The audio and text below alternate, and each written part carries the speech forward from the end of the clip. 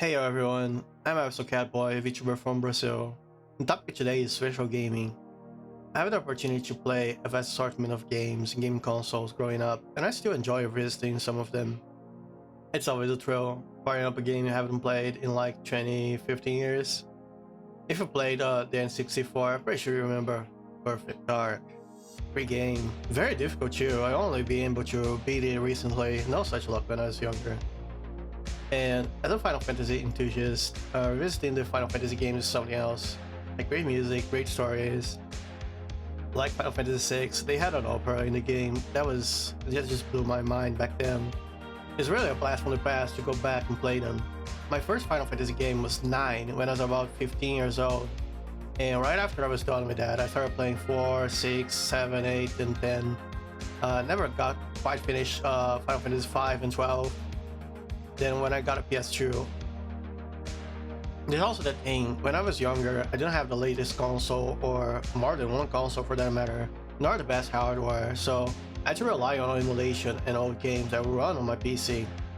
It made me really appreciate the classics, Game Boy Color, GBA games, SNES, Genesis, anything I could run on my compact 1 GHz PC back in the day. The last console I had was the PS2. After that, I started doing more PC games. Still go back to emulators every now and again. Some may say I stopped in time, haven't played Call of Duty or Halo or even Portal for that matter. Games are just more comfortable for me, even now that I actually do have a respectable PC. But let's go back to talking about Brazil. One thing that really made it difficult to keep myself and other Brazilians up to date on new consoles and new games was import tax. Something that would cost $100 in the US would end up costing close to 500 when you got to Brazil, which is 2,500 reais right now. There was a lot of piracy, regrettable. It was very common to see someone with a stall next to a regular commerce selling bootlegs and pirate CDs and DVDs.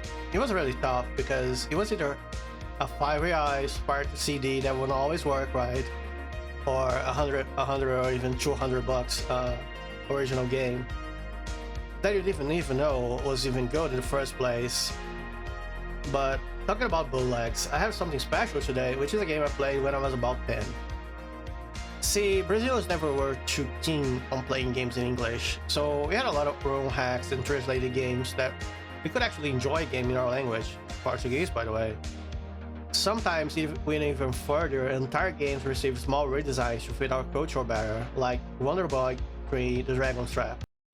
This game is on Steam right now, great game, and I've been messing around with it. You can play it with the original graphics or enhanced graphics. To be honest, both are pretty great, and the game is very faithful to the original on the Master System. The game we were playing though was Turma da Monica or Resgate. They basically took Wonder Boy characters and subbed them for Turma da Monica characters, which is a very popular comic book by author Mauricio de Souza here in Brazil. Back when I was young, I didn't even know it was a ROM hack or what a ROM hack even is. There's a mod, which is what you're seeing on the screen right now, that lets you play with Turma da Monica characters.